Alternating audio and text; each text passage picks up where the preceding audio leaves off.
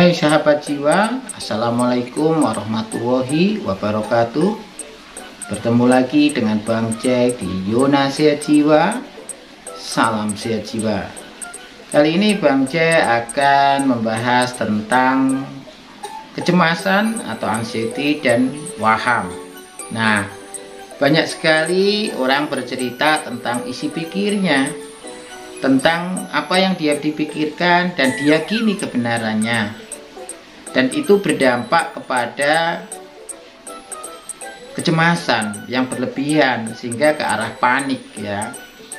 Nah, kalau sudah seperti itu bisa menjadi agresif atau berpotensi melakukan perilaku kekerasan, baik diarahkan pada diri, orang lain, dan lingkungan. Nah, sekarang apa yang membuat seseorang bisa mengalami waham ya, atau pikiran yang salah ya?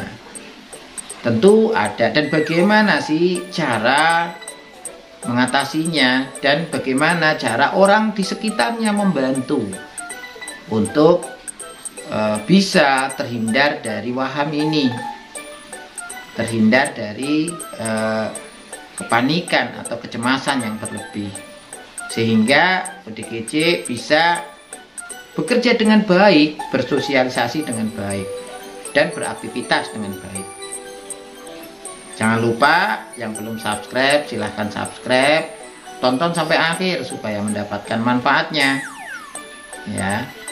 Nah, Bang Jack akan bahas dari waham itu sendiri ya. Waham itu apa sebenarnya? Kalau istilah yang lain adalah delusi, yaitu ya isi pikir yang dipertahankan ya, dan tentu munculnya berulang.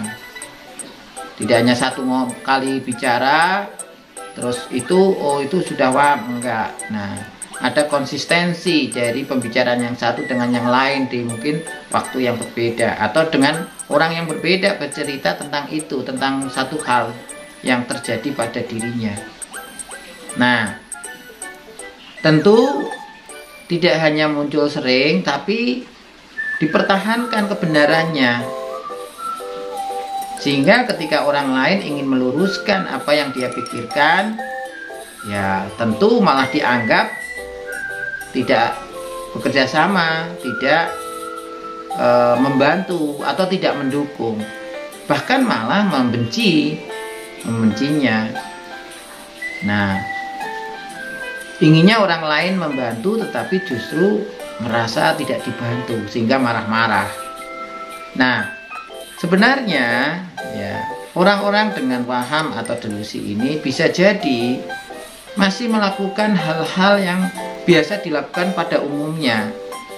Biasanya dia bekerja, mungkin masih bisa bekerja ya, masih bisa melakukan aktivitas, tapi lama-lama kalau apa yang dia pikirkan tidak dipahami, tidak diterima oleh temennya, oleh atasannya, ya lama-lama menjadi cemas, panik, kewalahan, sehingga akhirnya hanya ada dua kemungkinan: keluar dari pekerjaan atau tetap di dalam pekerjaan itu tapi lebih bermusuhan, memusuhi orang lain.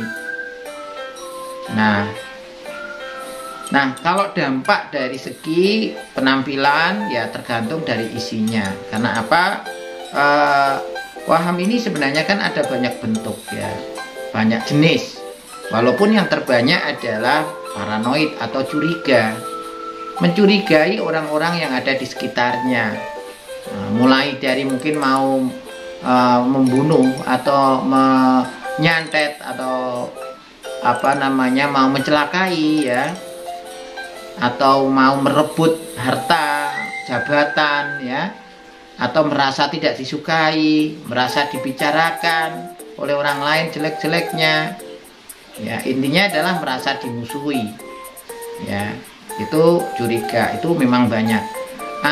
Atau memang waham kebesaran, mengunggul-unggulkan dirinya, bisa saja dalam soal agama, bisa jadi sudah berpikir bahwa dia nabi, utusan nabi, atau keturunan nabi, atau dia Tuhan Allah, atau bahkan mungkin artis, mungkin pejabat, mungkin tentara, mungkin polisi, bisa jadi ya.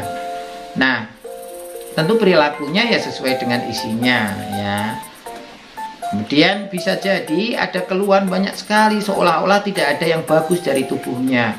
Banyak keluhan penyakit ya, entah dadanya yang di jantungnya sudah tidak berfungsi, paru-parunya udah banyak penyakit nggak bakalan sembuh, entah di perutnya, ususnya sudah tidak beres, nggak normal, banyak sekali. Atau bisa jadi ya seperti ada sesuatu yang aneh di tubuhnya, mungkin besi, mungkin HP, mungkin laptop, mungkin gunting, binatang dan sebagainya. Itu juga termasuk bagian dari waham ya, waham aneh ya. Kemudian ada juga waham bizar ya. Kadang-kadang ada yang berpikir ide-idenya itu diambil orang ya, disedot gitu, sehingga bingung apa yang mau diomongin ya. Ada yang hanya separuh saja, separuh otak dia disedot sehingga dia sulit untuk berpikir. Tapi juga ada yang siar pikir, ngerasa dibicarakan, ngerasa sesuatu yang dia ingin bicarakan sudah diketahui dulu oleh orang lain ya. Kadang-kadang kalau nonton TV itu senyum-senyum sendiri karena dia ngerasa bahwa dia masuk di dalam bagian dari acara itu ya. Dan ada juga yang memang mengontrol, dia masuk ke dalam tubuhnya atau sisi pikir, kemudian mengendalikan atau mengikuti dia. Nah, itu bentuk-bentuk dari waham. Ada juga yang menunjukkan perilaku nggak mau makan, nggak mau minum, nggak mau bicara. Setelah ditanya ulang, ternyata berpikir dia sudah meninggal atau sudah menjadi jenazah. Ya, nah itu tentu perilakunya kan berbeda-beda. Apapun itu, pasti ada sesuatu yang melatar belakangi. Nah, karena itu waham atau delusi itu sifatnya kan pikiran yang tidak realistis. Kalau dipikirkan terlalu sering dan menimbulkan ketegangan berpikir atau cognitive fusion. Nah, itu yang mengakibatkan akhirnya mengalami gangguan dalam emosi dan perasaannya sehingga menjadi labil. Efeknya labil, kemudian gampang marah, gampang sedih, gampang cemas, gampang panik. Ya, karena akibat dari apa? Akibat dari pikiran yang berlebihan itu ya, pikiran yang tidak tepat, yang diyakini kebenarannya dan dipertahankan sehingga pada akhirnya menjadi cemas. Kalau memang udah cemas bahkan panik ya tentu akan berdampak kepada hubungan sosial. Kalau wahamnya kaitannya dengan waham curiga atau nggak suka dengan orang lain, menganggap orang lain tuh nggak mendukung dia, ya bisa jadi dia akan mengisolasi diri, tidak mau bergaul, tidak mau didekati oleh orang lain.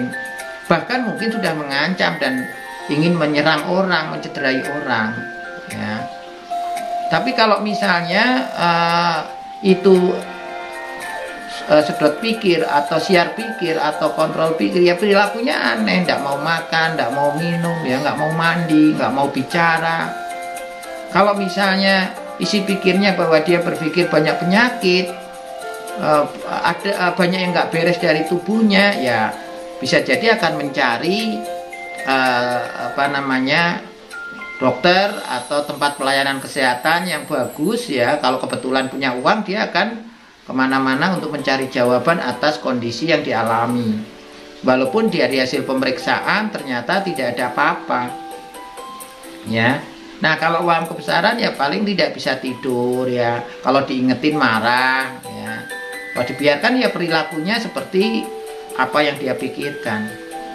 Nah, kalau diajak ngomongnya jadi banyak sekali ya, melompat-lompat.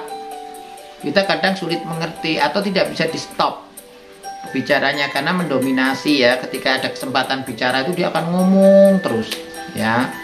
Nah, tentu ketika apapun jenis wahamnya, kalau dia masih bekerja ya akan mengganggu konsentrasi, akan mengganggu pemahaman terhadap instruksi atau perintah atasan, atau dia harus melakukan apa itu pasti kesulitan. Nah, Tidak hanya itu, karena saking tegang pikirannya, saking cemasnya, panik, ya menjadi sangat mudah lupa. Walaupun itu pekerjaan yang sepele, mungkin menjadi sangat sulit sekali. Dan tentu sudah mulai mengganggu aktivitas harian termasuk pekerjaan. Karena apa? Sulit mengambil keputusan. Alias fungsi kognitifnya juga pasti akan ada dampak ketika waham ini terjadi. Nah, sekarang apa yang mesti dilakukan? Tentu ketika mengalami seperti ini, apalagi sudah ada gangguan dalam tidur, ya entah orang lain percaya atau tidak, yang penting yang dipikirkan adalah ada hal yang terganggu, terutama tidur, makan, aktivitas harian, ya. Pikirkan dampaknya untuk memotivasi datang ke dokter atau psikiater untuk mendapatkan obat. Bagaimanapun juga pikiran itu harus dikontrol, jangan terlalu sering muncul, atau pelan tapi pasti harus dialihkan, ya. Tetapi untuk mengalihkan isi pikir itu tidak mudah karena memang diyakini kebenarannya. Ya tentu yang terpenting jangan sampai pikiran itu merajalela atau semakin parah sehingga tidak terkendali, sehingga mengganggu kerjaan, perawatan diri, sosialnya, ya. Tentu semua ODGJ, ya, yang menonton ini tidak ingin, ya, kehilangan pekerjaan, nggak ingin masuk rumah sakit lagi. Lebih baik ketika pikirannya sudah tidak terkendali, ya datang ke dokter atau psikiater kembali supaya obatnya bisa diatur, sehingga pikiran yang diyakini kebenarannya itu tidak muncul terlalu berlebihan sehingga mengganggu. Nah, kemudian, ya, untuk berikutnya, ya tentu perlu ada upaya untuk mengurangi itu. Apa? Supaya tidak terlalu terpikirkan dan mengganggu semuanya, mulailah atur kegiatan hariannya. Pada saat tidak dalam kondisi ingin tidur, ya ambil kegiatan beberapa untuk dikerjakan. Kalau mudah lupa, ya dijadwalkan saja. Ya, itu gunanya untuk mengalihkan atau mendistraksi pikirannya supaya nggak berlebihan munculnya. Sehingga kalau pikiran yang diyakini kebenarannya itu tidak terlalu sering muncul, ya tentu kecemasannya akan berkurang, kepanikannya akan berkurang. Bisa saja dengan mendengarkan musik santai yang rileks, bisa saja dengan menonton televisi, bisa saja dengan berkebun, membersihkan rumah, ya, atau berzikir, macam-macam bisa dilakukan untuk mengalihkan, mengurangi, ya, minimal mengurangi kecemasan atau kepanikan akibat isi pikir yang kurang tepat. Nah, kemudian bagaimana yang perlu dilakukan oleh pasien lagi? Ya, minum obat, karena obat itu bisa mengurangi ketegangan berpikir, bisa mengurangi rasa cemas, khawatir, bisa membantu tidur, ya. Ya, sehingga tidak terlalu dikendalikan oleh pikirannya. Oke, menganggap pikirannya benar, tapi tidak dikendalikan oleh pikiran itu sehingga aktivitas harian termasuk pekerjaannya menjadi tidak bisa dilakukan. Dengan obat itu kan akan bisa dikurangi dan terkontrol. Nah, kemudian kalau orang lain gimana? Keluarga, apa yang perlu dilakukan? Ya tentu prinsipnya adalah tidak mendukung, tidak mendebat, hadirkan realita. Artinya begini, tidak membenarkan secara langsung apa yang dipikirkan oleh pasien, oleh DGJ, kemudian tidak mendebat atau menyalahkan. Semakin disalahkan, semakin berpikir terus atau mempertahankan kebenarannya. Yang penting adalah bantu untuk menyusun jadwal kegiatan harian yang bisa dikerjakan dalam keseharian, sehingga pada akhirnya bisa mengalihkan pikiran-pikiran yang kurang tepat itu. Jadi keluarga bisa membantu menyediakan aktivitas, bisa mendampingi melakukan aktivitas, bisa memfasilitasi sarana yang dibutuhkan untuk beraktivitas, ya. Nah, berikutnya adalah, ya tentu keluarga bisa mendatangi mungkin psikiater, psikolog, atau perawat spesialis keperawatan jiwa. Untuk apa? Untuk melakukan psikoterapi, latihan mengontrol pikiran atau mindset pikiran yang salah, ya. Di video-video Bang C sebelumnya sudah banyak membahas tentang itu, ya. secara bertahap sudah Bang J jelaskan ya, dan contohkan caranya. Jadi silahkan disimak ya. Nah, tentu itu yang bisa Bang J sampaikan untuk teman-teman ODGJ atau keluarga yang mempunyai ODGJ dengan pikiran yang tidak tepat, tidak realistis, tapi dipertahankan sehingga sampai cemas, panik, dan menjadi mudah marah. Silahkan mencoba.